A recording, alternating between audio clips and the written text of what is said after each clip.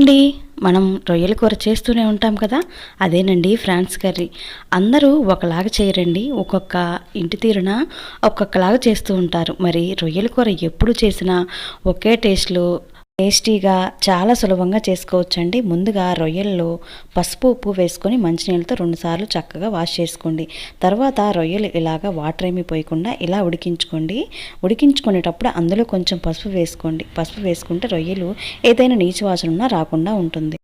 ఇదిగోండి, రొయ్యలు అయితే ఇలా ఉడికితే సరిపోతుంది. అవి పక్కన పెట్టుకొని ఒక ప్యాన్ తీసుకొని అందులో ఆయిల్ వేసుకొని పోపు దినుసులు, పచ్చిమిర్చి, కరివేపాకు వేసుకొని అవి బాగా వేగిన తర్వాత ఉల్లిపాయలు కూడా వేసుకుని అవి కూడా బాగా వేగనివ్వండి.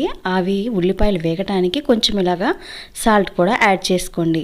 ఇప్పుడు ఉల్లిపాయలన్నీ బాగా వేగాలండి. వేగితేనే మనకి కూర టేస్టీగా ఉంటుంది. ఏ కూరకైనా సరే అండి, ఉల్లిపాయలు వేగితేనే ఆ కూర టేస్ట్ బాగుంటుందండి. లేదంటే కూర అంతా స్పాయిల్ అయిపోతుంది.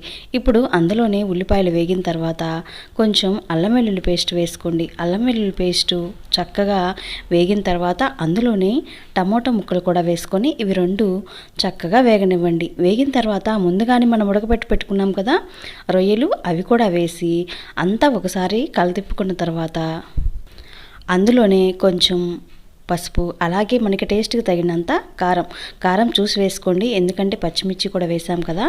తర్వాత మనకి సాల్ట్ ఎంతైతే కావాలో అంత వేసుకోండి. అందులోని కొంచెం జీరా పౌడర్, కొంచెం ధనియాల పొడి వేసుకొని అంతా కలతిప్పుకొని కూర అంతా చక్కగా ఇలాగా కలిదిప్పుకున్న తర్వాత అందులోని కొంచెం అంటే కొంచెం వాటర్ ఇలా వేసుకోండి.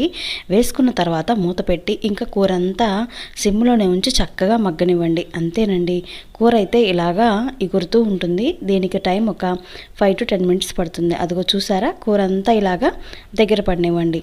దగ్గర పడిన తర్వాత ఫైనల్గా మనం కొంచెం గరం మసాలా వేసుకొని తర్వాత మనకి ఇంకా ఫైనల్గా కొత్తిమీర లేకుండా ఏదైనా నాన్ వెజ్ కర్రీ ఉంటుందా చెప్పండి. ఇలాగా ఫైనల్గా కొత్తిమీర వేసుకొని గార్నిష్ చేసుకోవడమేనండి.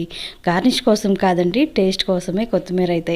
ఇలా వేసుకున్న తర్వాత 2 నిమిషాలు ఆ కొత్తిమీర అంతా మగ్గేదాకా ఉంచుకొని మూత పెట్టుకోండి. అంతేనండి, చాలా టేస్టీగా ఎంతో రుచిగా ఉండే రొయ్యల కూర అయితే రెడీ అయిపోయిందండి. మరి ఈసారి మీ ఇంట్లో కూడా ఇలాగే ట్రై చేయండి. టేస్ట్ అయితే చాలా బాగుంటుంది. మరి ఈ వీడియో మీకు నచ్చిందా? నచ్చితే మరి మర్చిపోకుండా మన ఛానల్ని సబ్స్క్రైబ్ చేసుకోండి.